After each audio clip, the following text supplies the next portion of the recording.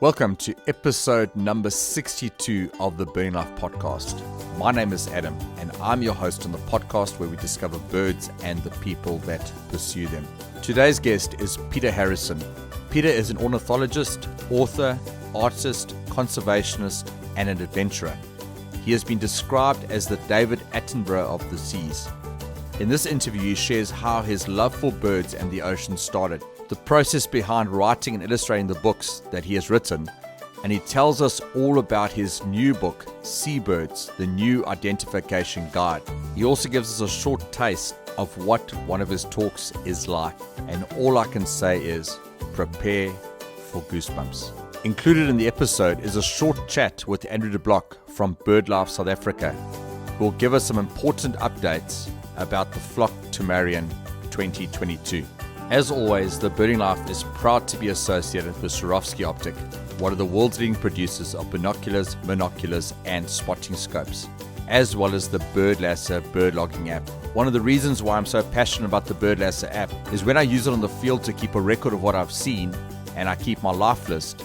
At the same time, I'm making a valuable contribution to conservation. Best of all, the app is 100% free. Download the app on either iOS or Android and play your part in social conservation. If you want to support the work we are doing, an easy way to do this is to buy us a coffee. Simply click on the link in the comment section of this episode to buy us a coffee or two. Thanks for all the support. So that's enough of my waffling. Let's get into today's interview with Peter Harrison. So, Peter, I want to welcome you to the Birding Life podcast. I was saying to you before the show, when I started this podcast, you were one of the guests that I really had on my wish list to have on the show, and I'm really excited to get to chat to you tonight. So, welcome. Thank you so much. I'm really delighted to be here virtually. We are, of course, separated by hemispheres and also many, many thousands of miles, but nice to be speaking to you from the United States. So, the first time I heard you speak, everyone was telling me how amazing your talks were on the previous Flock to Sea, and at the BirdLife South Africa Virtual Bird Fair in 2020, I got to hear your talk when you spoke on the albatrosses, and I was absolutely blown away for your presentation. I think for 2 weeks after that, everyone who I spoke to got to hear about your talk about the albatrosses. So let's ask the question, why seabirds? Well, the sea has always been a huge part of my life. My interest in seabirds began in the 1950s during my boyhood days at Brixham.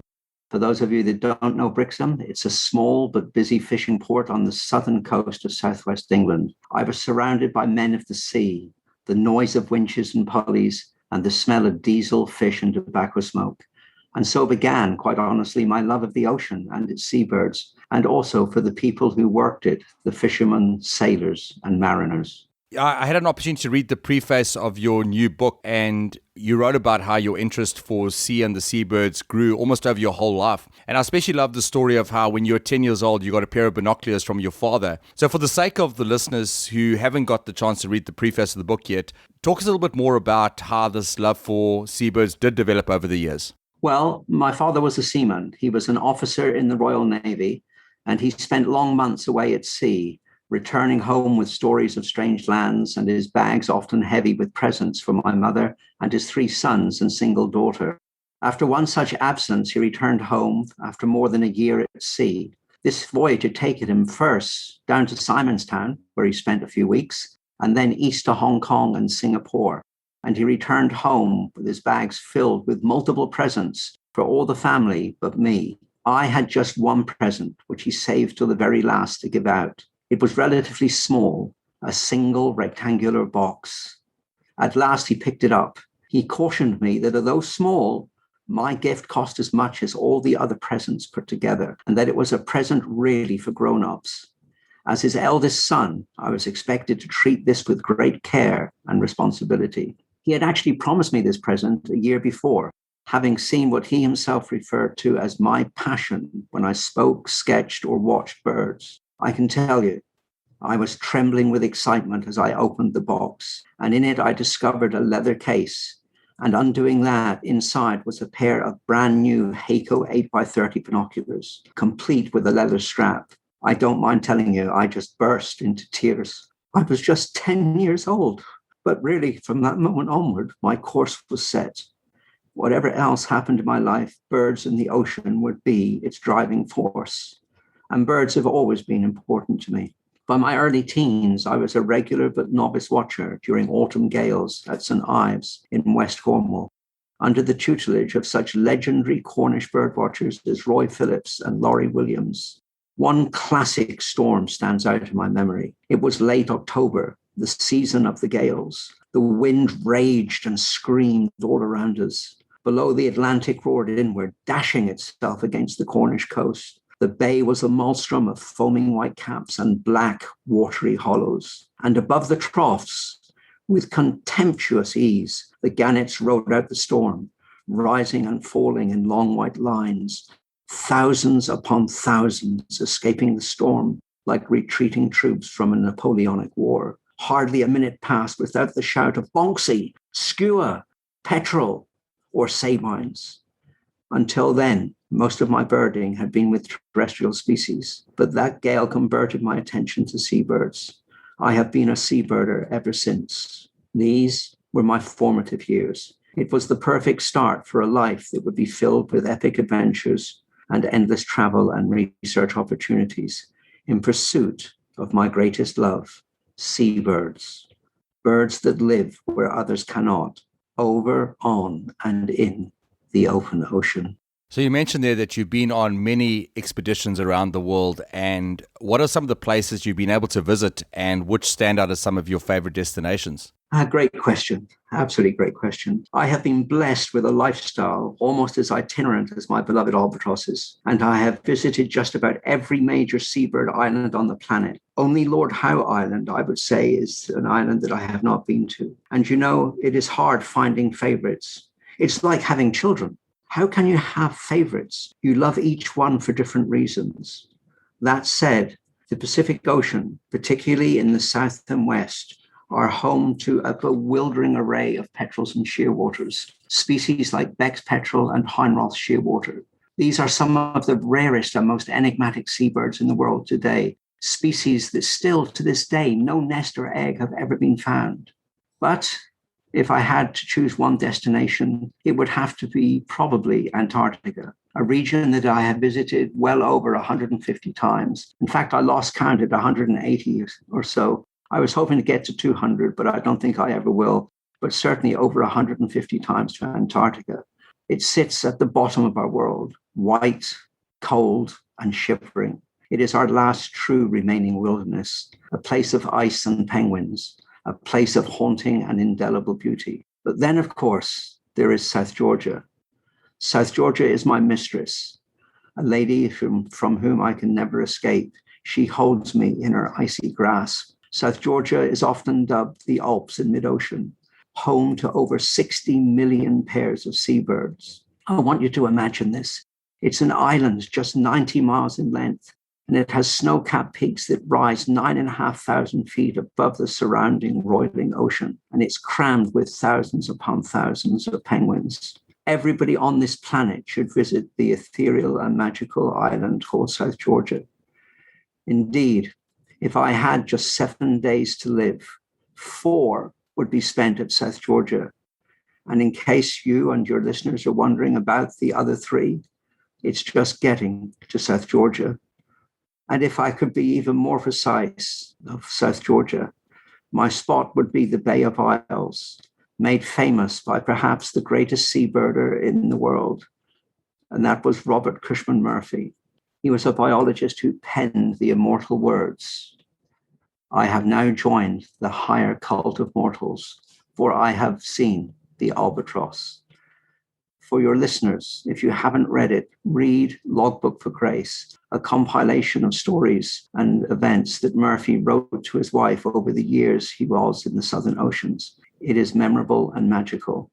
So South Georgia rates as my favorite place on the planet, an island which just recently was returned to a pristine state after over 200 years being filled with rats that were introduced in the days of whaling and sealing. South Georgia is now rat-free and makes it perhaps the most important bird island anywhere in the world. Something interesting about Antarctica, which I read in your bio, is that's actually the place where you met your wife, Shirley. Yes, it is. My wife, Shirley, is a modern day explorer. Back in 1989, she became one of the first two women to actually ski overland to the South Pole, a journey of over 800 miles. I'm often asked, did you go with her? And I hold up my hands in horror and I said, of course not, no birds. In actual fact, there has been one species recorded at the South Pole, and fittingly enough, the South Polar skua. So in 2019, you were invited to speak at the House of Lords at the place of Westminster in London, and you did a talk on Gough Island. So why does this place hold such a special place in your heart? Well, it's a little bit like South Georgia. Most people, birders included, apart from South Africans, I think most South Africans know exactly where Gough is, but most people in the world, including birders, would not have heard of Gough Island. It is just 57 square kilometers in extent. It's an extinct volcano that sits alone south of the Tristan da Cunha group on the South Atlantic Ridge, and which last erupted 2,500 years ago. It is home to literally millions of seabirds and even a few land birds. The seabirds include the endemic Tristan albatross, a bird that faces imminent extinction, and even the land bird there, the Gough bunting, faces imminent extinction. And that extinction will come from the introduced house mouse. It's one of the most important seabird islands in the world, but all is not well. Because the house mouse was introduced back in the days of whaling and sealing, those 17 and 1800s, they have now turned into ferocious flesh-eating predators, and they take or kill 80 to 90% of all eggs and chicks, including those of the Tristan albatross. This is a disaster. This is a disaster on a global scale.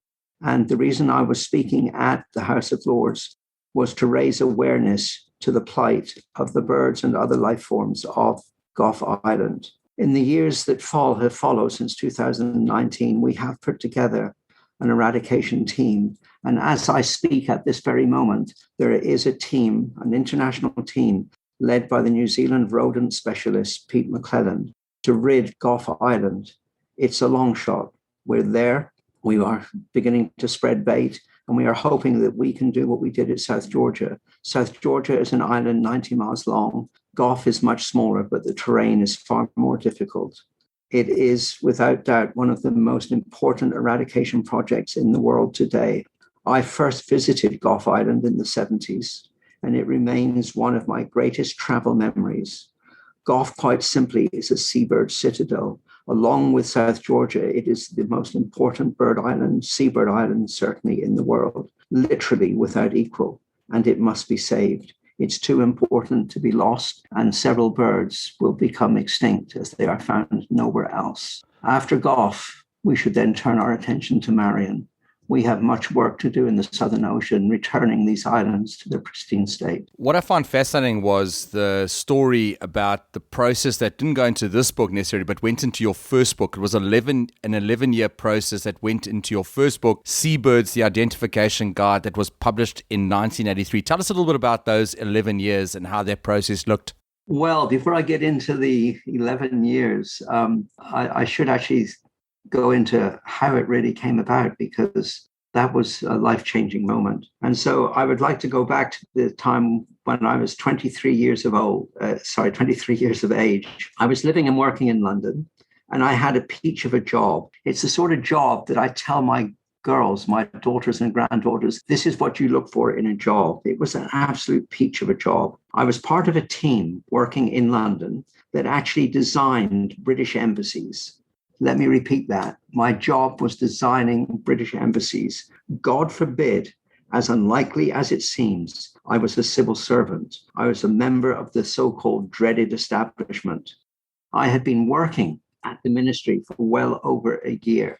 And as jobs go, as I said, it was a peach of a job. It had all the boxes ticked. It had, for instance, job security. It was a government job, after all. I had paid leave. And I even had an index-linked pension. And because of being a creative person, dealing with art and so forth, it fulfilled my creative needs. Yet, as I stood there with the other 7.5 million people on their way to work on that cold, blustery November morning, I was suddenly gripped in a morbid terror. You see, some of my fellow team members that worked at the ministry had worked in the same office for over 40 years. And it suddenly struck me on that November morning, was that going to be my fate, my life? In that flash of a few seconds, I made a decision that forever changed my life. I did not want to reach age 65 and then wonder what I had done with my time. I decided there and then, in that instant, that my life lacked direction.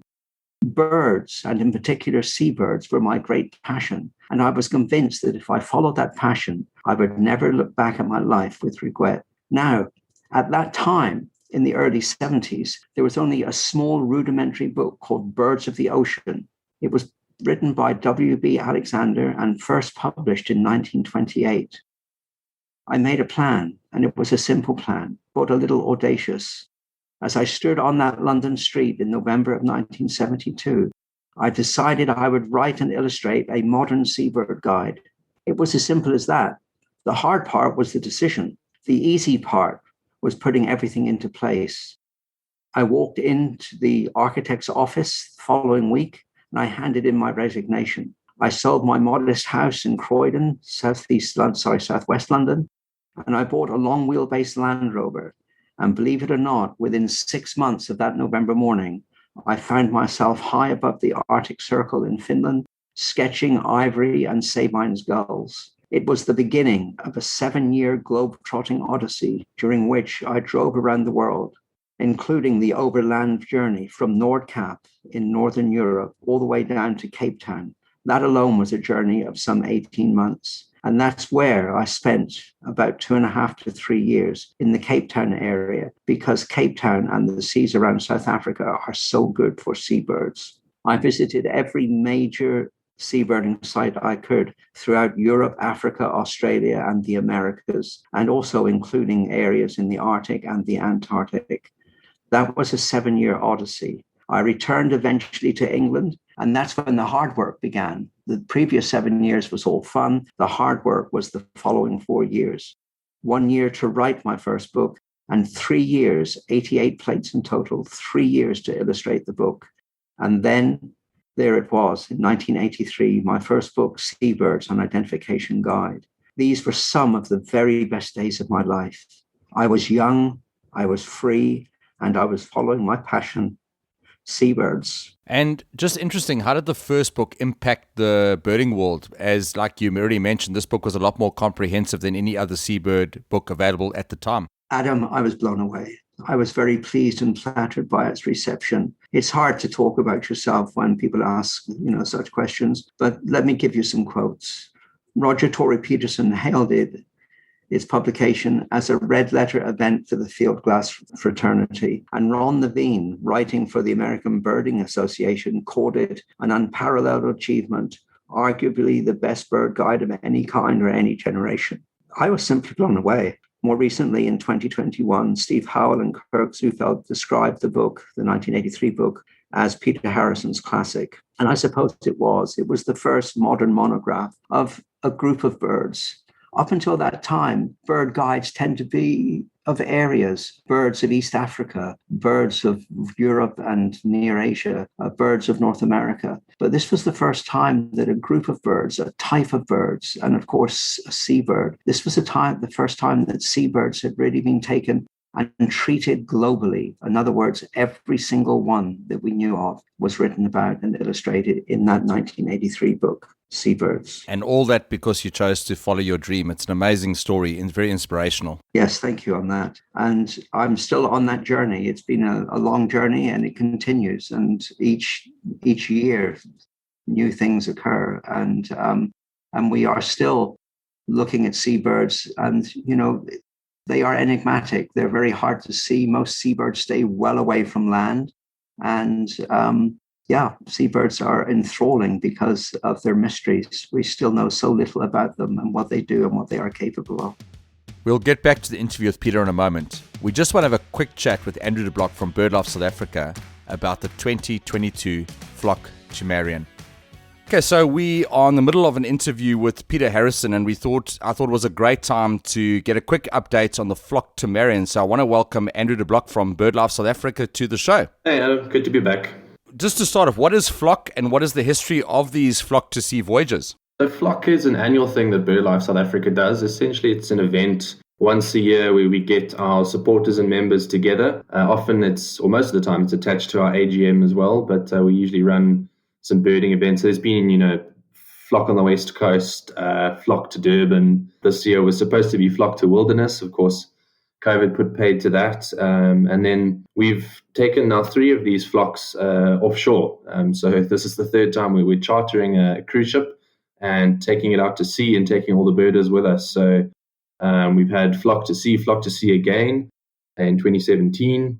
And that was also known as Flock to Nowhere, and was a hugely memorable trip in South African birding circles. And then now this is Flock to Marion, which is probably the most ambitious and exciting of the lot so far. So what made BirdLife South Africa choose Marion Island as the destination? So Marion Island is part of the Prince Edward Islands group. So that is made up of Prince Edward Island and Marion Island, the 2 of them. And they're owned by South Africa. So we have these foreign territories in the middle of the subantarctic ocean. Generally, there's only a few people living out there, mostly researchers and meteorologists. But there's a huge amount of conservation concern around Marion with invasive house mice, and BirdLife South Africa, as the protectors of South Africa's birds. Of course, that includes Marion Island and Prince Edward Island. So we've been involved in this Mouse-Free Marion project for a while now, and it's going to be going ahead in the next couple of years. And we thought this would be an epic way to introduce South Africans to a part of South Africa that 99% of people firstly don't know about, but will also never get to. So we just thought this was a really great way to bring some awareness to the project, to take people to parts of South Africa that they've never been to. And it's really being highly anticipated by the birding public. And then once birders are on board, what can they expect? Well, it's going to be, for those of you who are on previous flocks, you know what to expect. It's a crazy gathering of about 2,000 birders. I don't think there's been as big a gathering for as sustained a period ever, potentially, in the world. Having 2,000 birders in the same place for a week is pretty incredible. You can expect some amazing pelagic birding. We're trying to organize a few hours in the deep in the South African exclusive economic zone, which means that those birds will be tickable for South Africa. It's going to be incredible. We've got 40 expert guides on board, just over 40 guides. You're going to have all the amazing cruise ship entertainment and catering and everything that comes expected with, a high quality cruise provider like MSC. So it's going to be an epic once in a lifetime trip. So you touched on the all-important question about the lists. So what are some of the special birds that birders can expect to add to their lists? Yeah, well, firstly, I think it's important to clear up that the birds within 200 nautical miles of the South African continental coastline are countable for your Southern African lists and, of course, your South African lists. Once we move past that 200 nautical mile mark, we move outside of the South African and Southern African areas. Once we enter within 200 nautical miles of Marion Island, that means we're back in South African territory, so you can count that on your South African list. Unfortunately, it won't be eligible for your Southern African list because that's a continentally defined geographic region. But if you do keep a South African list, then you will be able to count those birds. And there's going to be some incredible birds out there. I mean, apart from all the amazing pelagic birds like wandering albatrosses, some of the sooty albatrosses that people saw on the previous flock, including the light-mantled sooty albatross, petrels, shearwaters, diving petrels, all the rest. At Marion itself, there's also 3 birds that people can't see anywhere else in South Africa. So that's lesser sheathbill, the Kerguelen tern, and the crozet shag, which is a species of cormorant. So we're hoping to get close enough to the island that we can tick off those 3 species, which are more kind of coastal species rather than pelagic species. So plenty of amazing birding to look forward to. Something I've seen with various flock at sea voyages is that you guys always have amazing guides. So tell us about the guides that will be available on the Flock to Marion voyage. Yeah, so we're going to have just over 40 guides. I think we've got 42 signed up at the moment. That number may fluctuate by 1 or 2. Peter Harrison, of course, who's your star guest this week, is one of our guides, one of our premier guides. Of course, he is the seabird guru worldwide. So it's amazing that we have the services of someone so experienced and such an expert in the field. We have a lot of the local guides that people will know, people like Trevor Hardaker, John Graham, these guys who've spent years and years at sea guiding pelagics off of Cape Town. Some other names that people might be familiar with, like Neil Perrins. He's been guiding a lot of pelagics off of Durban as well. Got a good contingent from all the local tour operators like Cape Town Pelagics, like Birding Eco Tours, Rock Jumper have supplied a huge number of guides as well. And we've got a few international guides joining us also from the Rock Jumper contingent. So an incredibly experienced group of people that are going to be pointing out the seabirds to you at sea. So a question I know you've been asked many times on social media is, will we be able to get onto Marion Island? Yeah, so this is a question we fielded a lot, and we've tried to be upfront from the beginning. As I said, there are conservation concerns already about invasive mice on the island, and we don't want to make that any worse with introducing any potential rats or insects or anything from the ship. So we cannot actually get onto Marion Island. Also, the logistics of getting 2,000 people off of a cruise ship onto Marion, which has very limited kind of landing space, would be an absolute nightmare. So no, we're not going to get onto Marion Island. That island is very well protected and reserved for people like researchers. So we will not get onto Marion Island. We are working on getting a permit to enter the marine protected area. The idea would be to try and get to within a few hundred meters of shore. We can anchor there, and we should pretty easily be able to scope out those three kind of coastal birds that I had mentioned. And I would be surprised if we don't get sheath bulls, being the curious birds that they are, even flying out to the ship and landing on board. So that's something potentially to look forward to. And then what about birding in Cape Town and Durban before and after the trip? Yeah, there's plenty of people that are very keen on making the most out of Flock to Marion, people that are potentially not from Cape Town or Durban and wanting to do some land-based birding while they're there. So a number of the tour operators I mentioned who are supplying guides are also operating pre and post voyage trips, and these are up from 1 to I think 5 days in these different locations. Of course, the Cape has some incredible endemism and some great birds that can be seen, and the same in Durban. I mean, those tropical areas along the coast of Durban are renowned in South Africa as being some of the best birding areas in the country. So especially for any international listeners who are coming out and joining Flock to Marion, make sure to make the most of the trip and sign up for one of these pre or post-trip add-ons as well. I think it'll really add to your trip. What about the merchandise options available around the cruise? Yeah, so this is something we're working on right now. We're in negotiations with Johnson's Workwear. They've done previous Flock trips as well. They make very high quality, very durable gear. And of course, going to Marion Island, which is considered by some to be the windiest place on Earth. It's also going to be fairly cold, despite it being technically summer. We're probably talking single digits most of the days we're down at the extreme south. So we need some really good gear, and we are getting this at a good price from Johnson's. And we're going to have a range of other kind of gear, whether it's jackets or beanies or scarves or buffs and all the rest that comes with one of these regular voyages. So it's something to look out for in the very, very near future. We'll start opening orders quite soon. And then all importantly, is there still space, and how does one go about booking? Yes, there is. So we're at about, I think the last update we had from MSC was 85% full. So really there aren't a huge number of spots left. And I think all of the cabins that aren't booked yet are inside cabins. I wouldn't think that that's really an obstruction to joining, because if you're a serious birder, you're going to be spending most of your day on deck anyway. So it doesn't really matter if you're sleeping inside or with the view. But yes, there are only inside cabins as far as I know. The way to book is to do it through MSC. BirdLife South Africa is not managing any bookings ourselves. So call up the MSC hotline, ask about the Flock to Marion trip, and book one of these places before they're all gone. Thanks, Andrew, for your time. I really appreciate it. What we'll do is we'll pop all the necessary links and phone numbers into the comment section of this podcast, but it's been good to chat to you. Thanks, Adam. Always great to be on the podcast, and thanks for the support. So you're about to release your latest work, Seabirds, the New Identification Guide, nearly 40 years after the release of your first book. So what are some of the differences between the two books? Well, firstly, unlike my original 1983 publication, which was hailed by Steve Madge as a monumental one-man piece of work, it was obvious from the outset of this new book that I would need assistance with a project that promised to be so much larger and expansive Remember, in that first book, there were 88 plates. In this new book, there are a staggering 239 plates. So I especially needed help with certain sections. And so rather than being a one-man show, I needed some help. And I realized that I would never live long enough because I started this project when I was 60 years of age. And I realized that I would never live long enough. And my eyes would probably go at some stage.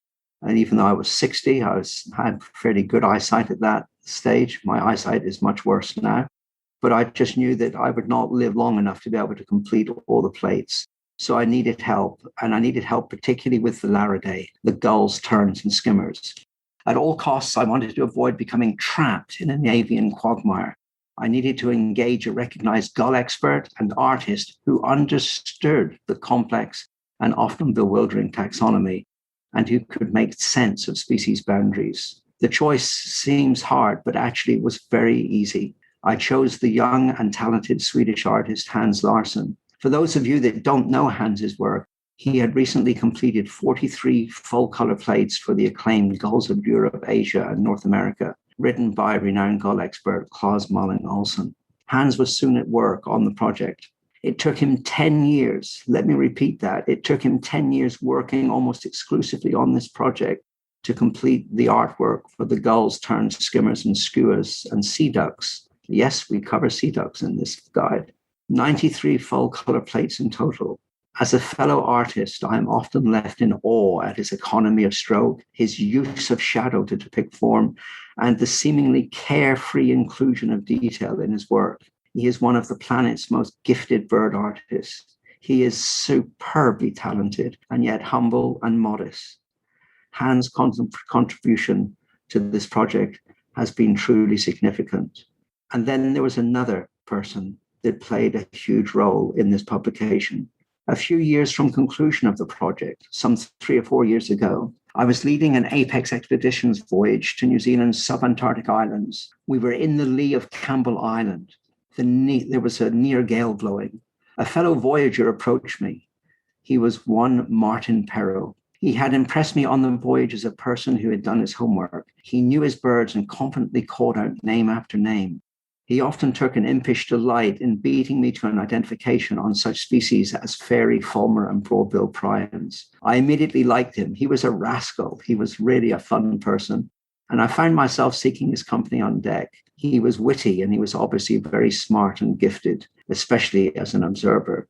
Over the course of the voyage, I learned that Martin was indeed a professional ornithologist, and he specialized in wind study farms, had written several books, and was an excellent editor of all things ornithological.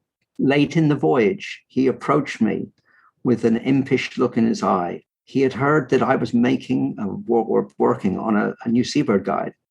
And he asked, did I have any text with me? Could he look it over and make comments? 3 hours later, he was back. Get this, Adam. He looked me straight in the eyes, handed me back the manuscript sample, and simply announced to me and those around me, you need me. Martin Perrow had arrived. Can you imagine that? If I look back on my life, it was a pivotal moment. In that relatively short period, we formed a really fantastic relationship. And in the short time that Martin has been involved, he took over the text. Some of these texts had been written 10 years or more before. He looked at them, he added structure, he added uniformity, and he also was very careful at cross-referencing everything. We have over 22 pages of references in this new Seabird guide. So he tightened up the taxonomy and the relationships and revamped it all to include the latest research findings. The project has been greatly enhanced by his involvement. So between Hans, Martin, and myself, we formed a team, and teams do better than individuals. And so it was, the thing all came to a head earlier this year, and the book is now in press as I speak. What's really interesting is you've had nearly 40 years between the two books, and you've been able to do many global expeditions around the world. The question I want to ask is, from your observations, how has the state of the oceans and seabirds changed in this time? Sadly, in my 50 years or more of traveling, the oceans of our fragile world, things have certainly changed, and almost nowhere for the better. Whole ecosystems have been ripped apart. I see populations in decline almost everywhere I look. And this is all due to human impact. It starts, of course, obviously with such things as bycatch in the fisheries operations. We have plastics being ingested by seabird after seabird. And we also have the introduction of non-native mammalians, even things as seemingly weak and ineffectual as a house mouse, to be introduced at breeding colonies where they have done absolutely devastating work, reducing seabird numbers. Seabirds are quite simply, and maybe your listeners don't know this, but if you look at birds of the world generally, seabirds as a group are the most threatened the most threatened group of birds in the world. No group is more threatened. We really have to act if we are to save the seabirds of the world. And in saving the seabirds, we will save our oceans. And by saving our oceans, we will save the planet. So you both write and illustrate books. I know you spoke about the fact that you had a team, but this book has taken about 15 years to complete. So tell us about the work that goes into putting together a book of this kind of magnitude. Well, persistence is the first word that springs to mind with a question like that, followed by a word called patience, sometimes both in very short supply in our modern world. And it really helps. And I should add this, it really helps if you have a partner who believes in you and supports you, no matter how long the project takes and how late you are in completing different sections or certain sections of a project. As I mentioned earlier, I think I started this project at age 60 in 2006. I thought this would take 10 to 11 years, about the time that my first book took. But now I'm about to turn 75 years of age, and it is the year 2021. So we are way overrun on this project. Normally, the idea of a book is the easiest thing and the quickest thing you decide upon. So you want to write a book. What do you want to write about? Seabirds of the world. It sounds quite straightforward, but it is normally far from that. So the idea of the book is the one that is the easiest, but then you have to look at it. You have to start planning. You have to be very careful about what your objective is. Are you doing biology? Are you doing identification? Are you doing something else? Perseverance is a word that is very important when you take on projects of this nature. They tend to be long, and it takes perseverance to complete a project. Contrary to expectations, the longer a project goes for, the closer it comes to actually not being finished. And you would think that getting closer to being finished would actually happen as you got closer to the finishing line, but that is not the case. Normally, it's as for year after year, you suddenly run out of steam and things then don't get finished and you lose interest. So that's the thing you have to really guard against. So first of all, find a partner that believes in you. Find somebody that will be there to support you. Look at what you have to do. Make plans to do it. And then day by day, step by step, carry through those thoughts and those things that you need to do to complete the project. Nobody can climb Everest in a single day. But step by step, inch by inch, it can be achieved. And that is the case with, I think, most books. In this case, this one took some 15 years to do the research. And everything begins with research. Once you've done the research, you can then start designing text. You can start thinking about your maps. And finally, to the plates, first by sketching the layouts, and then finally by painting. The plates and the facing captions take up 540 of the 600 pages of this book, and they are the heart and soul of the book. And there are some 3,800 individual images. And as I mentioned before, 239 colored plates. It has been truly a Herculean effort to do all this and to make sure that we've eventually reached the finishing line, which was about 3 weeks to 4 weeks ago. So let's start going through a little bit about the detail about the book. So firstly, let's check about the text write-ups. What do the text write-ups in the book cover? Well, firstly, as I think most people would know, you can divide birds into certain groups. And just like you could say there are ducks, there are eagles, there are falcons, there are sparrows, there are warblers. And so it is with seabirds. You can divide them up into about 25 or so different groups.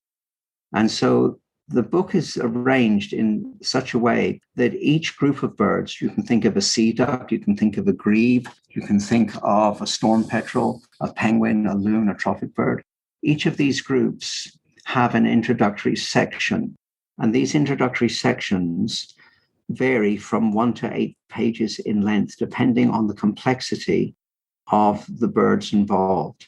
And this is where you will find identification keys, which are additional illustrations to the plates.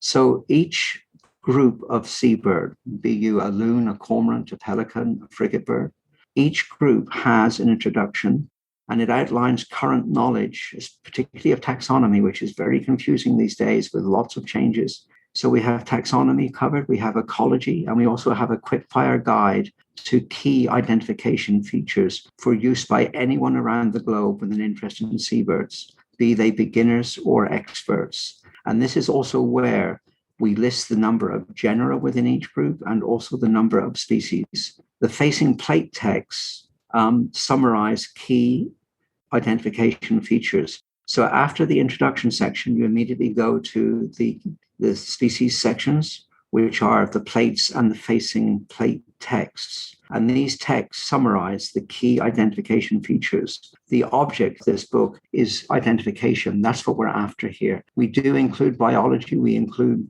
other things, but it's identification that we are really after. So the facing plate text summarize key ID features, the jizz, the behavior and voice, and also, of course, separation from confusion species.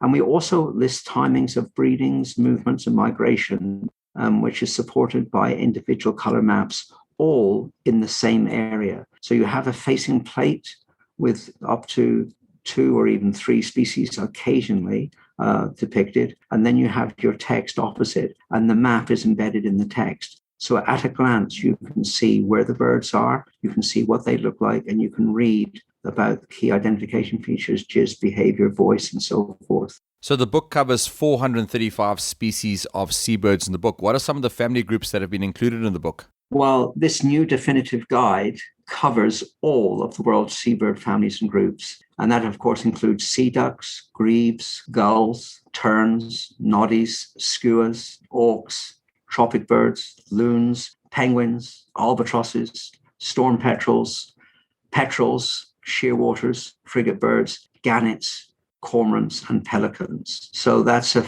very, very wide group. And they range in size, of course, from small storm petrels, birds of the size of a sparrow that can fit easily into the palm of an outstretched hand, to the huge albatrosses, birds that have wingspans of 3.5 meters. I must say, on a side note, storm petrels for me are the most fascinating birds. I mean, I've been on pelagics, and I know you love albatrosses, but the storm petrels just fascinate me. You know, these small little birds, and they just survive in these incredibly trying conditions. They're absolutely fascinating birds. Yes, weighing just a few grams. And if you or I were put down into the ocean, even a mile offshore, we would dive without any doubt whatsoever.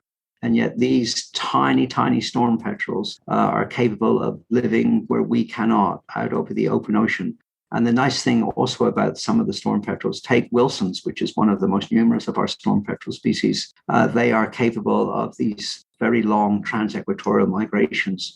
We can somehow get our head around a big bird doing migrations or movements of 1,000 kilometers in a day, but a small storm petrel flying from one hemisphere to the other year after year. These are wonderful, wonderful movements and migrations. And storm petrels are certainly one of my favorite groups as well. So on social media, I see links have been putting previews of the book, and it's absolutely stunning. And there's pictures of the plates. And like you already mentioned, the book has 239 full-color plates and more than 3,800 full-color illustrations. So tell us what goes into preparing these plates. It must be an enormous, enormous task. It is enormous. It is huge. And as mentioned earlier, the heart and soul of this book are the art plates and the facing plate captions.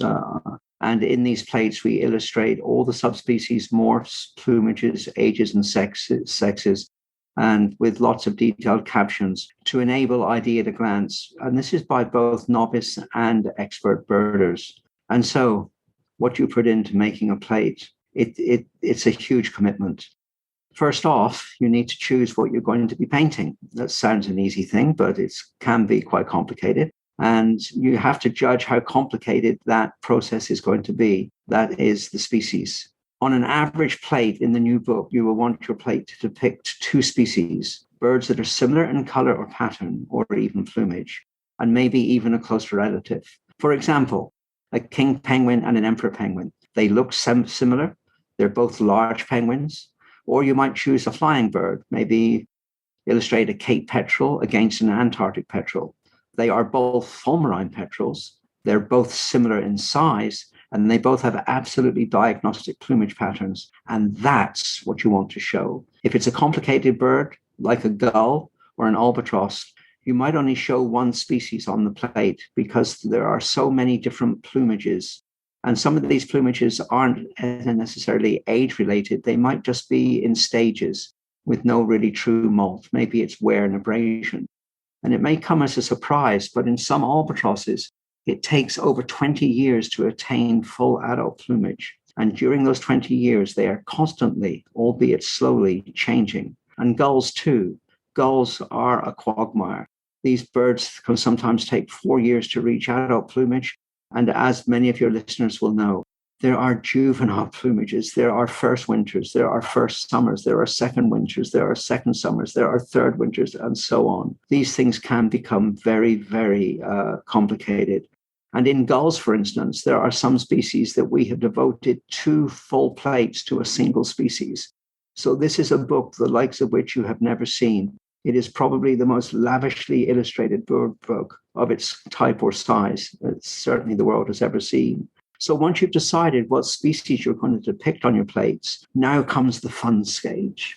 The fun stage is sketching outlines of birds that hopefully capture the essence of the bird, how it looks at long distance, how it looks when it's close to you, whether it's standing, sitting, swimming, or flying. All of those things come into play. Then you take all those sketches, and this is the hard part. You take all those sketches, and then you get them to fit on your plate. You may spend 3 days sketching a plate, have everything more or less the right size, or so you think. Then you try to put them together, and absolute disaster. They don't fit. They don't fit on the half plate. They don't fit on the full plate. They just don't fit. So everything now has to be reduced by 10 or 12%, or maybe 15%. You have to start again. Thank God for the modern printer. In the old days, we would have to do all this by hand. Now we just put it in and we take off 2%, 3%, 4%. We then start joining it all back together again. And we work at this until it actually fits. But once you've got your figure set on the plate, then you have to transfer them over to your canvas. And the canvas, of course, these days is a watercolor board. Then you start one by one, drawing out and then painting in figure by figure. This can take time, obviously time. Most of my figures take me about 1 hour to complete. 2 at the most. I'm a very, very quick artist. And art has to be quick. Watercolor is an unforgiving mistress, but I've learned to dance with her. And so my figures take me 1 to 2 hours. Some people will take longer, some people will take shorter. Each plate, remember, there are 239 of them. Each plate takes at least 2 weeks, sometimes 3 weeks to complete. It is little wonder that this project, therefore, has taken us 15 years to reach the finishing line. We're living in an age where photography has really advanced. The equipment that has come out nowadays is amazing. And there are a lot of amazing bird photographs of seabirds available all over at the moment now. So why use sketches and not use photographs in the book? Quite frankly, photographic guides do have their place in the world. But in my opinion, and this is my opinion, they're not ever as good as when a bird is drawn by an artist. My aim is always to bring the bird to life. If you are a bird artist and you spend time in the field, you know your birds. With our old field guides, many artists never went into the field. They sketched their birds from skin. They lacked the feel, the authenticity of jizz and shape. If you're out in the field, you can see a bird, you can sketch in the movement, you can sketch in the feel, you can sketch in the gestalt, the general impression and shape of the bird. Has it got a careening flight like a shearwater? Is it a flapper and glider? Is it slow and laborious like a pelican? Is it dainty and dashing, hopping from wave top to wave top like a butterfly in an August garden? All these things you try to capture as an artist. And this is what makes a drawn and painted figure so much better than just a single photographic image. My opinion, but that's the way I feel. And also you can do so many more images if you're painting rather than trying, say, for one big photograph of a single bird. So for me, painted images allow more of a bird to be shown to a person that is trying to identify the bird that is just rounding the headland 2 miles away. So something about seabirds is they can be really tricky to identify. I've been on a couple of pelagics and I still struggle with them. So how user-friendly is the book for newer birders? The new field guide is very, very friendly. The book begins, for instance, with a 30-page introduction section that asks such basic questions as, what is a seabird? Followed by the basics of seabird identification. Most of the experienced seabirders will just bypass that because they know those things already. But for the beginners, especially for people that have not done much pelagic trips, this is a very important part of the book and should be studied carefully before progressing to the main section. So we have about a 30-page introduction section, and it's in here that topography, keys, illustrate all parts of a seabird. And there is even a glossary dealing with seabird vocabulary, because a lot of terms we use with seabirds are not used with land birds. And for the experts, in the text itself, as I mentioned earlier, we have 22 pages of references, scientific references, so that even experienced birders will be able to look and see what the latest papers are and then do their own continuing research. So this is a book both for novices, for beginners, but also for experienced birders that want to increase even more their own individual knowledge. So for beginners and experts alike, this book has been written. It's a book that's been written by a seabirder and illustrated by a seabirder for seabirders. It's that simple. Oh, after all this talk, I cannot wait for this book to come out. And I just want to say, even just getting to chat to you, I think you can't spend time with someone like yourself and not walk away with a serious passion for seabirds. So here's the all-important question. I saw the images going out a couple of days ago about the fact that it's just gone into the printers. So when will the book be available? Soon. Trust me, honestly, soon, soon, soon. Only yesterday, for instance, and I'll share with your viewers that that's the 27th of May. Only yesterday, on the 27th of May, we were watching sections of the book coming off the printer's press in Barcelona and being cut, sliced, and folded, and eventually will be stitched together. So as we speak at the moment, the book is being produced. My guess would be sometime in mid-June, the first of the hard copies will be coming out onto the streets. And so mid-June, I think, is realistic. But remember, this is a fairly large book. It's very complicated. We have 600 pages, and I will say exactly 600 pages, not 601 or 602, but 600 pages. And they all have to be stitched and put together. But from what I'm looking at on the presses, it is looking so good. And the one word that most people use when they look at this book is the word beautiful. I must say, just for listeners around the world, and we've ordered in South Africa, and if you're South African, you'll know what I'm saying. The postal service in South Africa can be challenging, to say the least. And I got the book through a courier company. Not this book, the previous book through Lynx Editions. And for people around the world ordering from Lynx, they are a world-class company, and the packaging the book comes in is just, the packaging blows your mind already. And I just want to assure people around the world, I mean, you're ordering from a top-class company who take customer service very seriously. Yes, I would endorse that. Lynx are an exceptionally professional company, and the postage system, mostly worldwide, works incredibly well. So you'll be the keynote speaker at the 2022 BirdLife South Africa Flock to Marion. And firstly, just before I ask you the next thing, I want to, we were just chatting before, and there's been changes. I know firstly we were meant to be going on one ship, then they changed it to another ship, and now they've changed it to another ship, and we're not leaving from Durban to Cape Town anymore. Now we're going from Cape Town and ending up in Durban. And we were just chatting before, and you just said that, with the change of itinerary, it's actually beneficial. So, and you spoke about, how it's actually a good thing for us as birders. So just chat us through that, why you think the changes that have come on are a good thing for Flock to Marion. Yeah, thanks for this opportunity, Adam. And let me just say that I am once again absolutely thrilled at being able to help in promoting the work that CEO Mark Anderson and his BirdLife South Africa team accomplish in this diverse birding region we call Southern Africa. They do absolutely outstanding work. And I'm really thrilled to be once again part of the BirdLife team, and this time, of course, out to the Indian Ocean and flock to Marion. As a lifelong mariner, and believe me, ladies and gentlemen, I have spent my life, most of my adult life at sea, either at sea or as an expedition leader, with literally hundreds of visits to the Southern Ocean, which includes, by the way, landings at both Prince Edward and Marion Islands. I want to go on record as urging any birder not to miss BirdLife South Africa's Flock to Marion voyage. This is, if you haven't already realized this, folks, this is a rare opportunity to visit one of the most remote oceanic areas on the planet. Quite simply, it's a chance of a lifetime. This doesn't happen very often, so please do not miss it. Also, to allay any concerns, the recent changes to the ship choice and itinerary direction are all huge pluses for the event.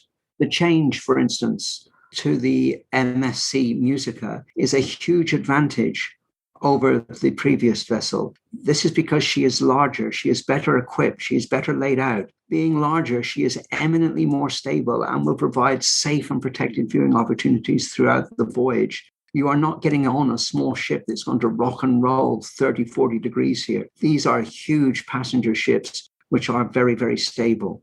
And the reverse itinerary, starting in Cape Town and ending in Durban, is a stroke of absolute genius. The wind and waves will be at the rear and will be building our excitement and anticipation as we approach ever nearer to the fabled Prince Edward Islands. It's going to be a fitting climax to the voyage. This, quite honestly, is such a rare opportunity. It's an opportunity to voyage where few others have. If you are a South African birder, heck, if you are a world birder, this should be a mandatory life experience, perhaps never to be repeated again. To put it in perspective, I have devoted my life to seabirds and seabirding, and I've only been in this region just a handful of times, over 50 years. So this is a rare opportunity. Don't miss it. There are only a few places left. It's going to be the trip of an absolute lifetime. We're going to have fun. We're going to see birds. Over half of the world's albatross species can be seen on this trip alone, not to mention 4 or 5 or so different penguin species. If you're a seabirder, this is not to be missed. If you have to mortgage your house, sell your car, but do not miss this trip. It will be the trip of a lifetime, stated quite simply. So, I said earlier that you are an amazing speaker and you are the keynote speaker on the Flock to Marion in 2022. I asked you to I put you on the spot, and I said this here, for those who have never heard you do a talk, I want you to give us a short taster of what a Peter Harrison talk is like to experience. And for those who are about to listen, I've heard Peter doing a talk before, and I can tell you something. I had goosebumps, I had tears in my eyes. I was like impacted deeply. I can just say, it impacted my life, and I can still remember that talk vividly. So I'm going to give you the opportunity to give our listeners a taste of what a Peter Harrison talk is like. So over to you, and you can imagine you at Flock to Marion right now. The auditorium is packed, and Peter comes on the stage to deliver his keynote address. Wow. That's a leading question. Thank you for your kind comments to start with. In truth, I don't really regard myself as a lecturer, but rather more as a storyteller. And so I love telling stories about the birds that I love. And those birds, of course, are seabirds. And a teaser for your listeners, I will give you the introduction of my favorite story. And that favorite story is Ocean Nomads, the albatrosses. So for this, I would like you to imagine that you are on a ship, in fact, in the lecture hall, and that the ship is rocking gently backwards and forwards, side to side. And there is a lot of chatter going on in the room. The lights actually start to dim, and then fading through and through comes an image. It's no ordinary image. And on the screen, a breathtaking picture emerges. It's of a lone albatross, its wings spread, set against a savage and brutal sea. It all looks so real, you can almost imagine the waves crashing like cannon fire and the spray in your face. The silence of the audience is now deafening, and I begin my opening lines to my favorite story. The open ocean is to birds what space is to mankind. It is the last and final frontier. For most birds, it poses the harshest, the most unyielding environment on the face of our planet. It's an environment that covers nearly 2/3 of this, our mostly blue world. And yet, as the ocean travelers amongst you will surely appreciate, it is possible sometimes to be hundreds, even thousands of miles from the nearest point of land, go to the rails of a ship, look seawards, and see a bird. But these are not simply birds. These are not sparrows. They are not crows. They are not robins. These are seabirds. And of the world's 430 or so seabird species, there is one group that stands out as simply something very different. Birds that are immense in size, birds that are capable of flying over 1,000 kilometers in a single day, birds that can live to 50, 60, 70, and maybe even to 80 or so years of age. These are birds that will fill each of you with a sense of awe, with a sense of disbelief, and a sense of childlike wonderment. And these, of course, are the albatrosses. So come with me now to that world, the world of the albatross. And dear listener, hopefully you will. I will finish this, my story, when we are aboard the MSC Musica en route to Marion Island, home of the albatross. Hope to see you there. Fair winds. I'm telling you something, I can't wait for your talks. It's going to be, it's amazing. So the one thing right now, and we spoke earlier about the decline of our oceans and seas, and I want to end with this here because, you know, you've put a lot of your energy into conserving our oceans and our seabirds. But the question I want to ask is, and let's be realistic, I know there was a Netflix documentary that came out recently, Seabirds, and it's almost like this big doom and gloom outlook. Can we really turn around what is happening with our oceans? Yes, we can. And I would like to say that we have the means. Now we must find the will. And it is that simple. Without informed stewardship, without conservation efforts, there is no future for our oceans or for our birds. And I would like to point out the work that BirdLife South Africa has carried out in the region and in the seas around South Africa shows that we can succeed. And frankly, we must succeed. Failure is not an option.